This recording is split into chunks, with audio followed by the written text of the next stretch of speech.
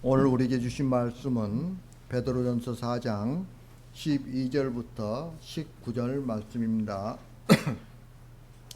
제가 가지고 있는 신약성경 381페이지 베드로전서 4장 12절부터 19절 말씀입니다.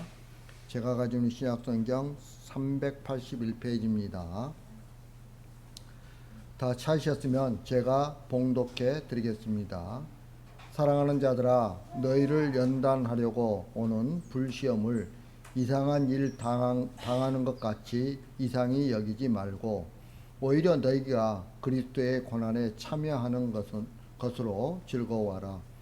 이는 그의 영광을 나타내실 때 너희로 즐거워하고 기뻐하게 하려 함이라. 너희가 그리스도의 이름으로 치욕을 당하면 복이 있는 자로다. 영광의 영 곧 하나님의 영이 너희 위에 계심이라. 너희 중에 누구든지 살인이나 도둑질이나 악행이나 남의 일을 간섭하는 자로 고난을 받지 말려니와 만일 그리스도인으로 고난을 받으면 부끄러워하지 말고 도리어 그 이름으로 하나님께 영광을 돌리라. 하나님의 집에서 심판을 시작할 때가 되었나니 만일 우리에게 먼저 하면 하나님의 복음을 순종하지 아니하는 자들의 그 마지막은 어떠하며 또 의인이 겨우 구원을 받으면 경건하지 아니한 자와 죄인은 어디에 서리요. 그러므로 하나님의 뜻대로 고난을 받는 자들은 또한 선을 행하는 가운데에 그 영혼을 미쁘신 창조주께 의탁할지어다. 아멘. 우리는 예수님을 구주로 믿는 사람들이죠. 그래서 세상 사람들은 우리를 그리스도인이라 부르는 거죠. 그렇다면 왜 예수님을 구주로 믿습니까? 통상 이런 질문을 받으면 대부분의 성도들은 복받기 위해서라고 서슴지 않고 대답을 하죠. 또한 이런 이유로 전도하면서 예수 믿고 복받으세요 라고 이렇게 말을 합니다. 그러면 여기서 말하는 복이 무엇이냐는 거죠. 여러분 시편 73편 28절 상반절에 보면 이렇게 말씀하고 있어요. 하나님께 가까이 함이 내게 복이라. 또 시편 146편 5절에서는 이렇게 말씀합니다. 야곱의 하나님을 자기의 도움으로 삼으며 여호와 자기 하나님에게 자기의 소망을 두는 자는 복이 있도다 라고 이렇게 말씀하고 있어요. 결국 믿는 자에게서의 복은 하나님을 가까이 하고 하나님을 자기의 도움으로 삼고 그리고 하나님께 자기 소망을 두는 거예요. 이것을 한마디로 말하면 믿음으로 사는 삶 자체가 복이라는 거예요. 어떤 사람들은 성령 충만한 삶을 살아가요. 그래서 이 땅에서 천국 되어 살고 마지막 때 영생을 소망하며 살아가는 거예요. 이게 믿음의 사람들의 삶의 모습인 거죠. 그렇다면 이런 그리스도인들에게 세상의 삶은 어떨까요? 여러분 그리스도인들하고 다 부자가 아니에요. 그죠? 부자도 있고 가난한 사람도 있고 지위가 높은 사람도 있고 또 지위가 낮은 사람도 있어요. 그런데 세상은 부자와 지위가 높은 사람들은 복받았고 그리고 가난하고 지위가 낮은 사람은 벌받았다고 생각을 해요. 그래서 수단과 방법을 가리지 않고 돈을 벌려고 하는 거죠. 문제는 이런 세상의 생각이 그대로 교회를 삼켜버렸다는 거예요. 여기서 우리가 생각해 보아야 할 것은 오늘날 교회들이 복이라고 추구하고 있는 더 크고 더 많고 더 좋은 것이 결코 복이 아니라는 사실이에요. 다시 말하면 세상에서 근심 걱정 없이 편안하고 하는 일마다 잘 풀리는 것이 복이 아니라는 거죠. 그런 삶을 살게 되는 대부분의 사람들은 영생을 소망하지 않아요. 이 땅에서 잘 사는 것만 생각하게 되는 거죠. 그렇게 살면 하나님을 떠나는 경우가 대부분이에요. 하나님께서는 이런 우리에게 하나님을 생각하며 살게 하려고 고난을 보내시는 거예요.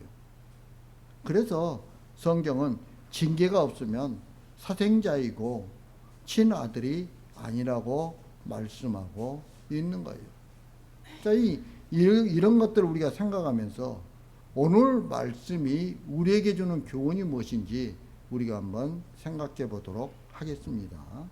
먼저 12절 말씀입니다. 12절 말씀 다 같이 한 목소리로 시작. 사랑하는 자들아 너희를 연단하고 오는 시험을 이상한 일 당하는 것 같이 이상히 여기지 말고. 아멘. 베드로 사도는 성도들이 이 땅에서 당하는 각종 시험과 고난을 불시험이라고 부르고 있죠. 여러분, 불시험이라는 이 헬라어 단어는 불태우는 것을 의미해요. 요세푸스의 저작이나 기타 헬라 문헌들은 이런 의미로 사용을 하고 있죠. 또한 요한계시록 18장에서 세상 끝날 바벨론에 불타는 장면을 묘사하는데 이 단어를 사용하고 있어요. 여기에서 불은 악한 자들을 징별하는 심판의 도구로 묘사하고 있는 거죠. 하지만 본절에서는 불 속에서 금속이 재련되는 것 같이 성도의 신앙을 더욱 견고하게 연단시키기 위해 하나님께서 주시는 고난과 시련을 은유적으로 표현하고 있어요. 베드로 사도는 사랑하는 수신자들이 당하는 박해를 단순히 악한 세상 때문에 당하는 것으로 보지 않고 있어요. 그 시련을 통해 성도들을 연단하고 그리스도의 고난에 참여하게 하려는 하나님의 섭리의 한 방편으로 보았던 거죠. 성도들이 당하는 시험과 고난들은 단지 하나님이 성도들을 버렸기 때문이거나 아니면 우연히 당하는 그런 불행이 아니라는 거예요. 오히려 성도들의 신앙의 성숙과 성장을 위해서 꼭 필요한 하나님의 은혜이고 하나님의 선물이 뭐예요? 우리들이 당하는 고난이라는 거예요. 그래서 베드로 사도는 불시험을 이상한 일 당한 것 같이 이상히 여기지 말라라고 이렇게 권면하는 것이죠. 오늘날 성도들 대부분은 만사가 형통하고 그리고 순조로운 것만 하나님의 은혜로 알고 있어요. 내가 하는 일 모든 일들이 다 그냥 내가 생각하는 것보다 훨씬 더 많은 좋은 결과들을 가져오는 것, 이게 형통이라고 생각을 하는 거예요. 그리고 역경과 시련은 하나님의 징계라고 생각하고 이상하게 여기는 거예요. 성경은 분명히 우리에게 뭐라고 이야기해요? 그렇게 보지 말라는 거죠. 예. 세상 사람들은 성도들이 고난을 당하면 어째서 너희는 예수를 믿는데 그렇게 어려움이 많으냐라고 이렇게 물어보죠. 이런 물음에는 성경에서 말씀하는 복과 세상 사람들이 생각하는 복이 같다는 전제가 깔려 있어요. 세상 사람들이 생각하는 복은 건강하고 오래 살면서 자손들이 번성하는 것이나 또는 많은 재물과 권력을 얻어서 부귀영화를 누리는 것, 이것을 바로 복이라고 말하는 거죠. 하지만 성경에서 말하는 복은 이런 세상의 복과는 완전히 달라요. 성경에서 말하는 복은 옛 세상을 멸함으로써 새롭게 열리는 새 창조의 복을 말씀하고 있죠. 여기에는 필연적으로 고통이 따를 수밖에 없어요. 그래서 14절에 보면 너희가 그리스도의 아픔 이름으로 치욕을 당하면 복 있는 자로다. 영광의 영 곧 하나님의 영이 너희 위에 계심이라 라고 이렇게 말씀하고 있죠. 그리스도의 이름으로 치욕을 당하면 복 있는 자라는 거예요. 고난이나 치욕을 당하는 것을 세상은 복이라고 여기지 않죠. 물론 모든 고난과 치욕이 복이라는 것이 아니에요. 오직 그리스도의 이름으로 치욕을 당하는 것이 복이라는 거죠. 하나님은 성도를 연단하기 위해 불시험을 주신다고 하죠. 그런데 대부분의 성도는 연단하려고라는 말에서 나의 믿음이 강해지는 것을 생각을 해요. 하나님께서 우리를 연단하면 내 믿음이 강해진다고 생각을 하는 거죠. 그래서 하나님께서 우리의 신앙을 강하게 만들기 위해서 불시험을 주신다고 생각을 하는 거예요. 물론 그런 의미도 있을 수 있어요. 하지만 먼저 우리가 생각해야 할 것은 믿음이 강해지는 것을 내가 강한 믿음을 가지는 것으로 생각하지 말라는 거예요. 오히려 나를 사랑하는 것에서 우리가 변화가 되는데 어떻게 변화가 되냐면 주님만 사랑하게 되는 사람으로 우리가 변화되는 거예요. 예. 그게 뭐예요? 믿음이 강해지는 거죠. 예. 그래서 우리가 삶 속에서 오직 주님만 바라보고 주님만 사랑하는 그런 신앙이 강해지는 거죠. 이게 뭐예요? 믿음이 강해지는, 연단을 통해서 우리의 믿음이 강해지는 모습이라는 거예요. 따라서 하나님이 성도를 연단하시는 것은 성도라 하여금 주님만 사랑하는 자로 만들어 가시는 것이라는 걸 우리는 생각해야 돼요. 그러면 성도들에게 주어지는 고난과 시련의 이유를 우리가 짐작할 수 있는 거죠. 하나님은 시련을 통해서 우리를 오직 주님만 바라보게 하세요. 그리고 주님께 더욱 마음을 두게 되는 믿음의 용사로 만들어 가시는 거죠. 여러분, 이것이 연단의 이유예요. 연단의 이유. 때문에 주님만 사랑하기를 원하는 성도라면 하나님의 불시험을 이상하게 여기지 않을 뿐만 아니라 마다하지 않게 되는 거죠. 그 불시험이 오히려 기쁨이 되는 거죠. 예. 그러면 이런 성도들이 고난을 당하게 되면 어떻게 할까요? 여러분 13절 말씀 한번 읽겠습니다. 13절 말씀 다 같이 시작. 오히려 너희가 그리스도의 고난에 참여하는 것으로 즐거워하라. 이는 그의 영광을 나타내실 때에 너희로 즐거워하고 기뻐하게 하려 함이라. 아멘. 그리스도의 고난에 참여하는 것으로 즐거워하고 기뻐하게 되는 거죠. 그런데 이런 즐거움과 기쁨을 세상은 이해하지 못해요. 성도가 서로 사랑하고 대접하고 봉사하며 산다고 해서 세상이 그것을 알아주거나 높여주는 것이 아니라는 거예요. 여러분, 어떻게 이 사실을 우리가 알 수 있을까요? 그것은 예수님이 증거예요. 예수님이 세상에 오셔서 사랑을 베푸셨고 자신의 생명으로 죄인들을 대접하셨고 그리고 피 흘리심으로 봉사하셨어요. 그러나 그런 예수님을 세상은 핍박하고 죽이는 것으로 대접했던 거죠. 그런데 성도는 예수님의 이름으로 사는 사람이고 예수님이 가신 길을 가는 사람이에요. 하지만 대부분은 고난의 길을 가신 예수님을 믿으면서 자신의 이름이 높아지기를 원하고 또 대접받기를 원하고 또 자랑스러운 존재가 되기를 원하고 있어요. 여러분, 이것이야말로 그 마음에 주님을 두고 있지 않다는 흔적이에요. 그렇다면 그리스도의 고난에 참여하는 것이 즐거움이라고 할 수 있느냐는 거예요. 그런 마음, 그런 흔적들이 내 안에 있는데 여러분, 고난에 참여하는 게 즐거움이 있냐는 것이죠.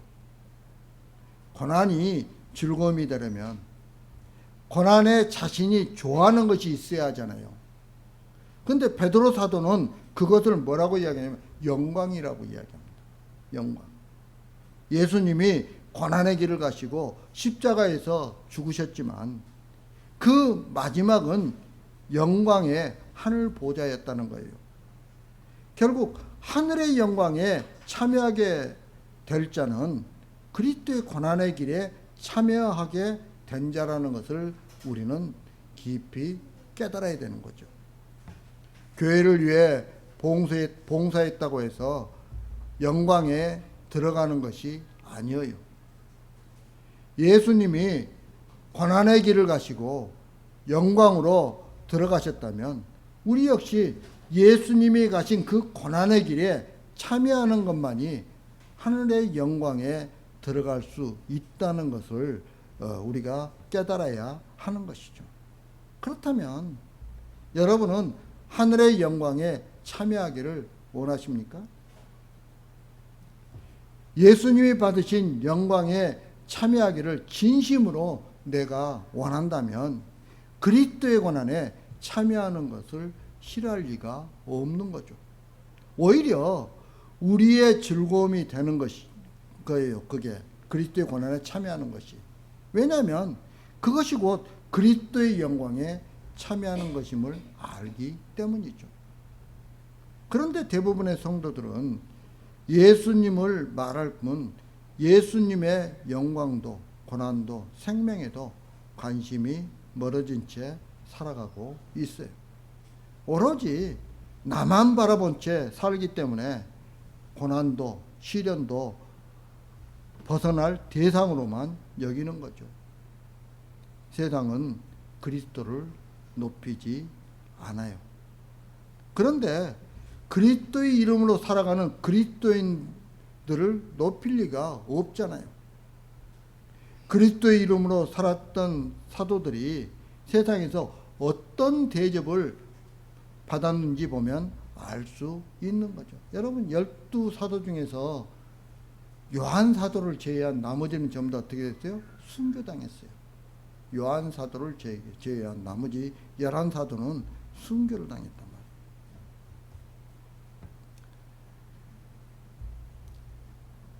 여러분, 사도들 모두 고난의 길을 갔어요. 그러나 12사도 모두 다. 요한 사도도 마찬가지잖아요. 반모섬으로 유배를 가잖아요. 말년에.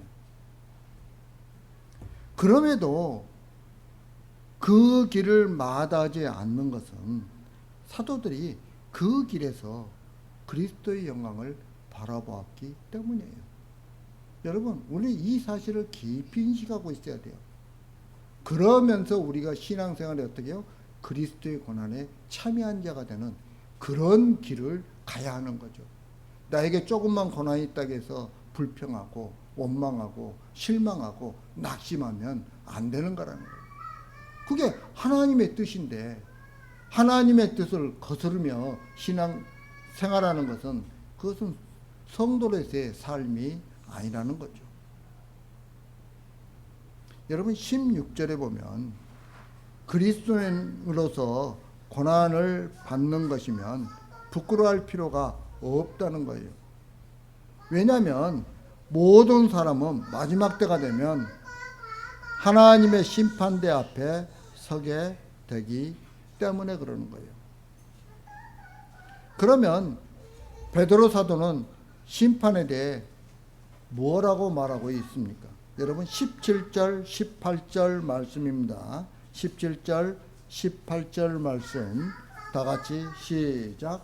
하나님의 집에서 심판을 시작할 때가 되었나니 만일 우리에게 먼저 하면 하나님의 복음을 순종하지 아니하는 자들의 그 말씀을 아멘. 또 우리 겨우 구원을 받으며 경건하지 아니한 자와 죄를 어디에 서리요. 아멘. 예. 하나님의 집에서 심판을 시작할 때가 되었나니라고 말하죠. 여기서 하나님의 집은 교회를 말해요. 그러면 심판이 교회에서부터 시작된다는 뜻이죠. 그 이후 복음을 순종하지 않는 자들에게 임한다는 거죠.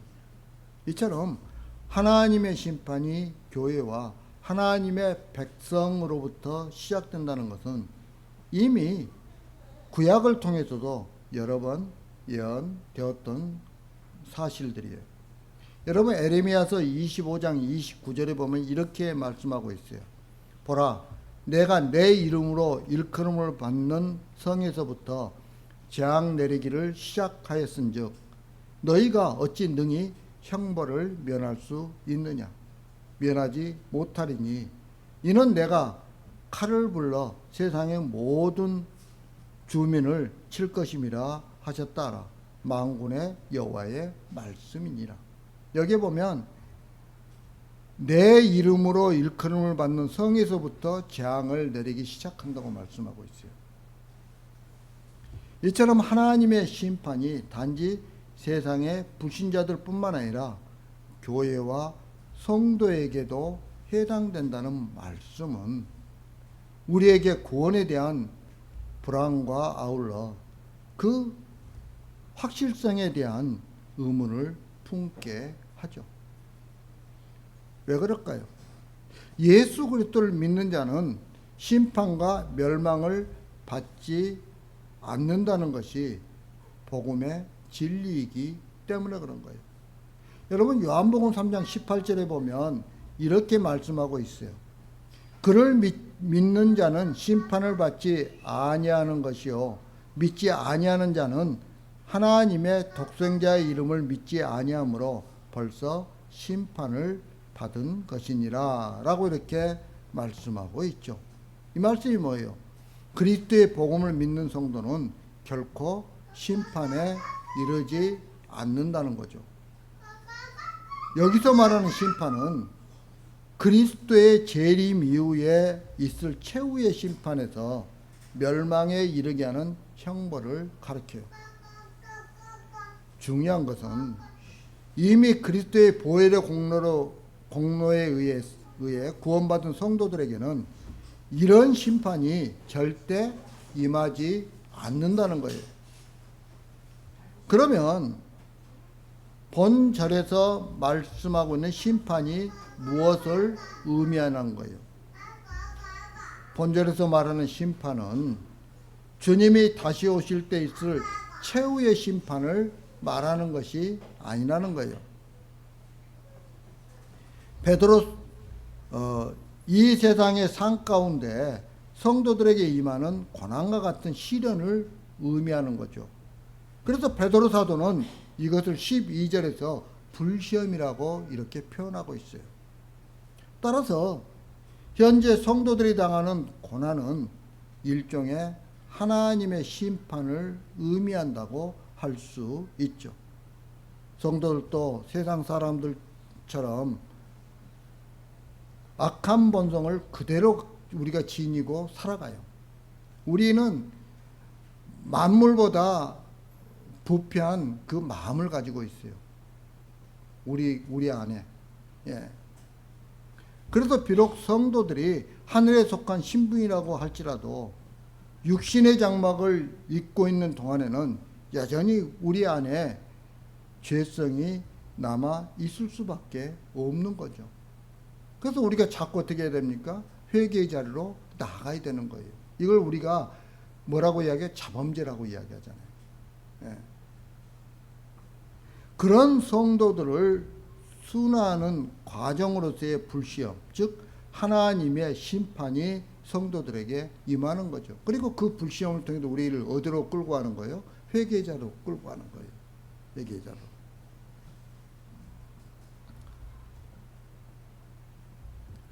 우리가 이런 불시험을 당해야 할 만큼 다른 사람들보다 죄가 더 크기 때문이 아니에요. 아직도 우리 안에 제거해야 할 죄성이 남아 있어서 연단의 방편으로 하나님의 심판, 즉 불시험이 우리들에게 임하는 거죠. 하나님의 심판이 불신자들에게는 소멸의 불로, 그래서 성도들에게는 성화의 불로 임하는 거예요. 왜? 그 연단을 통해서 우리가 회개자로 나감으로써 우리가 점진적인 성화를 계속해 이루어가기 때문에 그러는 거죠.